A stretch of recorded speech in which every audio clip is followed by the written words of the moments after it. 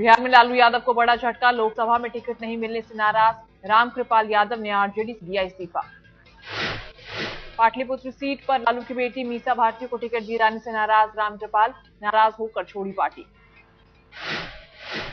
सूत्रों के मुताबिक लालू से नाराज रामकृपाल यादव बीजेपी में शामिल हो सकते हैं। आरजेडी ने आज उम्मीदवारों की जारी की थी सूची, राबड़ी के साथ लालू की बेटी मीसा को भी टिकट। मीसा को पार्टी ने पाटलिपुत्र से बनाया उम्मीदवार, छपरा से लालू ने पत्नी राबड़ी को उतारा मैदान में।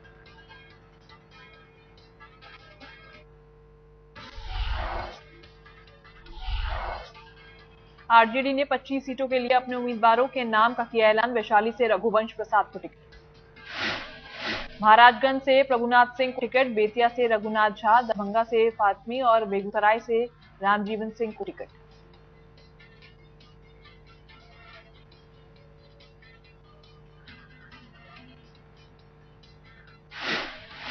पश्चिम चंपारण में श्री रघुनाथ झा, सिवान में श्रीमती हीना साहब, महाराजगंज में श्री प्रभुनाथ सिंह, महाराजगंज में श्री प्रभुनाथ सिंह। बिहार में आरजेडी का कांग्रेस और एनसीपी से गठबंधन, कांग्रेस के हिस्से 12 और एनसीपी को 1 सीट। झारखंड में जेएमएम ने घोषित किए 12 सीटों के लिए उम्मीदवारों के नाम, झारखंड स्टेट क्रिकेट एसोसिएशन के अध्यक्ष अमिताभ चौधरी को रांची से टिकट।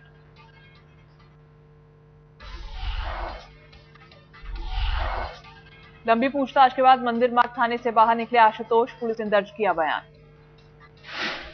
मॉडल टाउन स्थित आप के दफ्तर से आशुतोष को अपने साथ ले गई थी पुलिस, भारी संख्या में मौजूद थे कार्यकर्ता। आशुतोष ने पार्टी कार्यकर्ताओं से शांति बनाए रखने की अपील की, कहा पुलिस अपना काम कर रही है। मैं अपने तमाम वॉलंटियर्स के साथ ये रिक्वेस्ट करना चाहता हूं, किसी भी तरीके का शोर शराबा, किसी भी तरीके का हंगामा, किसी तरीके का हड़कंप यहाँ नहीं होना चाहिए। आशुतोष ने दिल्ली पुलिस को पूछताछ में सहयोग देने की कही बात, आप विधायक अखिलेश त्रिपाठी को भी अपने साथ लेगी पुलिस।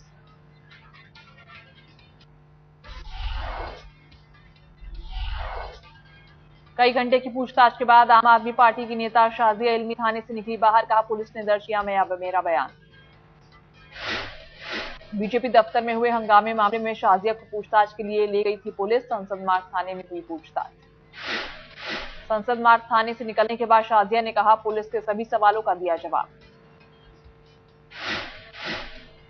आपने तो देखा है मुझे कैसे वहां पे आए, मैंने बताया, मैंने उनसे पूछा क्या किसी भी फुटेज में आपने मुझे पत्नी के साथ देखा है? आपने तो देखा है मुझे वाटर कैनन के सामने, आपने देखा मुझे नारेबाजी करते हुए। शाजिया ने हंगामे के दौरान हुई झड़प पर फिर से जताया खेद, कहा ये पहली और आखिरी घटना होगी। बीजेपी दफ्तर में हुए हंगामे पर दिल्ली पुलिस सख्त, आप नेता आशुतोष, शाजिया और आनंद कुमार के खिलाफ दर्ज की थी एफआईआर। दिल्ली पुलिस ने कई धाराओं के तहत दर्ज किया मुकदमा, दंगा फैलाने समेत कई मामले दर्ज। आम आदमी पार्टी के गिरफ्तार 14 कार्यकर्ताओं को मिली जमानत, हंगामे के बाद हुई थी गिरफ्तारी।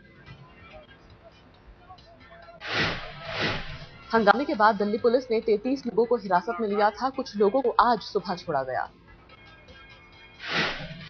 दिल्ली पुलिस हंगामे की फुटेज की कर रही है तफ्तीश, कहा दोषी लोगों को कड़ी कार्रवाई मिलेगी।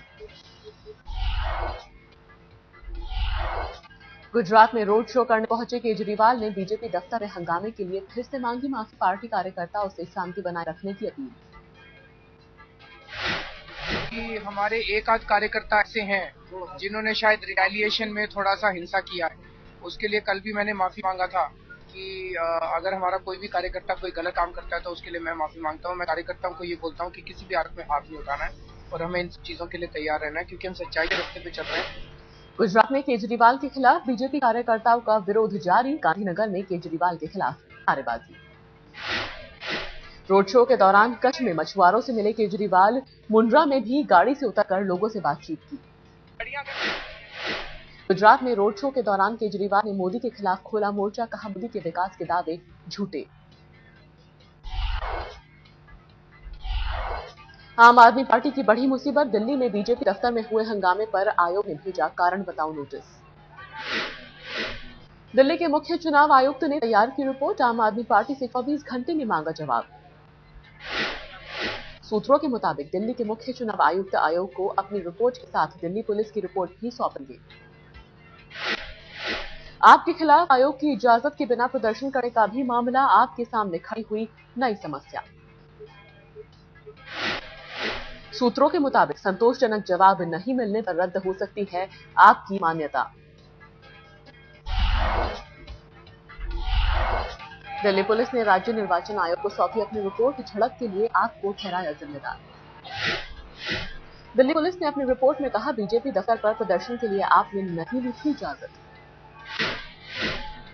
आप नेता प्रशांत भूषण का बयान, हम चुनाव आयोग में दर्ज कराएंगे अपनी शिकायत। प्रशांत भूषण ने कहा, बीजेपी दफ्तर में हंगामे के दौरान 15 लोग घायल, अब तक एक भी बीजेपी कार्यकर्ता की गिरफ्तारी नहीं। प्रशांत भूषण ने दिल्ली पुलिस के रवैये पर उठाए सवाल। बीजेपी कांग्रेस पर मिली भगत का लगाया आरोप। बीजेपी ने चुनाव आयोग से की आम आदमी पार्टी की शिकायत। बुधवार को बीजेपी दफ्तर में हुए हंगामे की सौंपी सीडी। बीजेपी ने कहा, आपका रवैया गुंडों की तरह, चुनाव आयोग से आपके खिलाफ कड़ी कार्रवाई की मांग। मुख्तार अब्बास नकवी ने कहा, अगर आम आदमी पार्टी पर नहीं लगा लगाम तो आने वाले दिनों में हो सकती है हिंसक घटनाएं। इस तरह के किसी भी गैर कानूनी चुनाव को बाधित करने वाले, वायलेंस करने वाले किसी भी हरकत को बर्दाश्त नहीं किया जाएगा, चाहे किसी भी स्तर पे हो। और चुनाव आयोग ने कहा है कि हम इस पर तत्काल कड़ी कार्रवाई करेंगे। बीजेपी ने कहा, आम आदमी पार्टी चुनावी माहौल को खराब करने की कोशिश में है, विदेशी ताकतें भी उसके साथ। बीजेपी ने आप पर तिरंगे के अपमान का भी लगाया आरोप। कहा, सिर्फ अराजकता फैलाना ही आपका मकसद। दिल्ली बीजेपी अध्यक्ष डॉक्टर हर्षवर्धन भी पहुंचे आयोग के दफ्तर में। बोले, आपके खिलाफ कड़ी कार्रवाई जरूरी। इनकी पार्टी को तत्काल प्रभाव से इनकी मान्यता को देश हित में, राष्ट्र हित में समाप्त करने की हमने उस चिंता प्रस्ताव के अंदर भी जो है चर्चा की है। बीजेपी प्रवक्ता मीनाक्षी लेखी ने हंगामे के लिए पूरी तरह आपको ठहराया जिम्मेदार। कहा, सबने देखा उनका तांडव। We condemn all acts of violence and all acts of sabotaging the democratic system. BJP दफ्तर में हंगामे पर बोले बीजेपी के वरिष्ठ नेता अरुण जेटली। कहा, आप जिस तरीके से व्यवहार कर रही हैं वो ठीक नहीं। अरुण जेटली ने कहा, मुझे इस बात की खुशी है कि देश की जनता ने आपका असली चेहरा देख लिया। बीजेपी नेता नितिन गडकरी का केजरीवाल पर वार। बोले, केजरीवाल खुद कबूल चुके हैं कि वो अराजक हैं। गडकरी ने कहा, भ्रष्टाचार के खिलाफ अन्ना की कड़ी मेहनत का केजरीवाल ने उठाया फायदा। बीजेपी नेता नितिन गडकरी का बयान, आम आदमी पार्टी को देश के संविधान में भरोसा नहीं।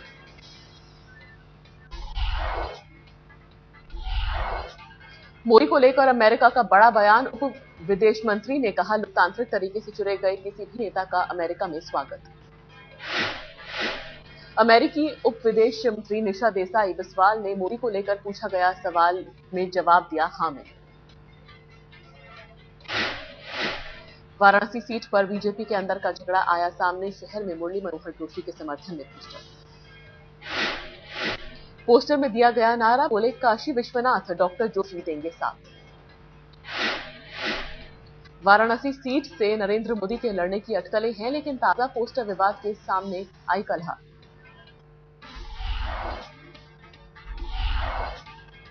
बिहार में लालू से हाथ मिलाने पर बोले राहुल गांधी। कहा, आरजेडी से गठबंधन करना हमारी मजबूरी थी। मुंबई पहुंचे राहुल ने कबूला, भ्रष्टाचार के मुद्दे पर मेरे स्टैंड में आया बदलाव, लेकिन मेरे सामने कोई विकल्प नहीं था। मुंबई में एक कार्यक्रम में राहुल के साथ दिखे कांग्रेस के दागी नेता कृपाशंकर सिंह। बुधवार को राहुल के मंच पर दिखे थे अशोक चौहान। मुंबई पहुंचे राहुल ने वर्सोवा में मछुआरों की लगाई चौपाल। कोली समाज के लोगों से की बात। राहुल ने काफी देर तक सुनी मछुआरों की समस्याएं। लोगों को राहुल के सामने अपनी बात रखने का मिला मौका।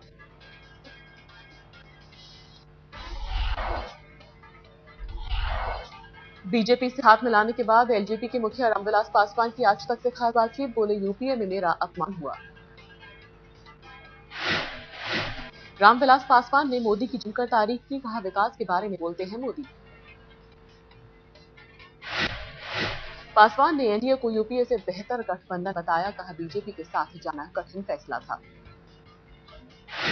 तो जब हमको आभास हुआ कि साहब पार्टी अपमानित हो रही है और जानबूझकर के समय को खींचा जा रहा है, तो जब हम लोगों को पार्टी को पूरा ये विश्वास हो गया तो पार्टी के नेताओं ने फैसला लिया कि नहीं, अब हम लोगों को किसी अलायंस में जाना चाहिए और भाजपा अलायंस में गए।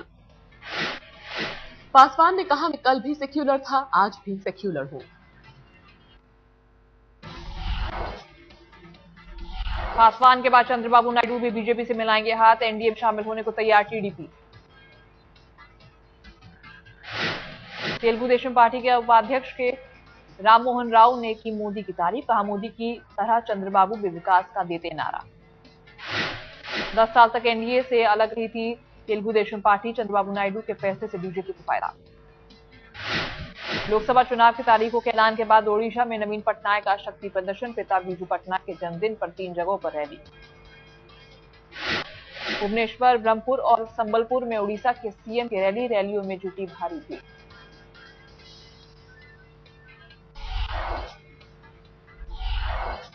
केंद्र के रवैये से नाराज मध्य प्रदेश के सीएम शिवराज अपने मंत्रियों के साथ धरने पर, केंद्र पर किसानों की अनदेखी का आरोप। केंद्र से नाराज मध्य प्रदेश सरकार ने बंद भी बुलाया, स्कूल, कॉलेज और अस्पताल को बंद से दूर रखा। ये जो प्राकृतिक संकट है, ये असाधारण संकट है। आधे से ज्यादा गांव तबाह हो गए, फसलें तबाह हो गई और किसानों की जिंदगी बिखर रही है। प्रदेश सरकार अपनी तरफ से कोई कसर नहीं छोड़ेगी, लेकिन संकट इतना बड़ा है कि केंद्र सरकार को भी सहयोग के लिए हाथ बढ़ाना चाहिए। एमपी के किसानों की समस्या को लेकर सुषमा स्वराज ने राष्ट्रपति से की मुलाकात, केंद्र पर मदद न करने का आरोप। मध्य प्रदेश सरकार का बयान, बारिश के कारण किसानों को भारी नुकसान, केंद्र से मुआवजे की कर रहे हैं मांग।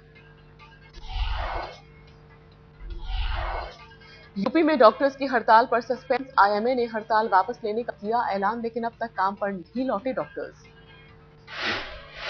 डॉक्टर की हड़ताल को लेकर मुलायम का अजीब बयान, कहा पता नहीं क्यों मीडिया दे रहा है तूल, पूछा मुझे बताइए कौन मर रहा है इलाज के बिना। इलाहाबाद हाईकोर्ट ने यूपी के डॉक्टर्स को हड़ताल खत्म करने का दिया था आदेश, जांच आयोग से 3 हफ्ते में मांगी रिपोर्ट।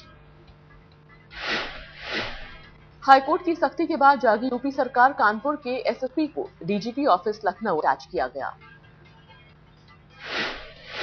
हड़ताली डॉक्टर्स के खिलाफ यूपी सरकार की सख्ती, राज्य सरकार ने लगाया था एस्मा।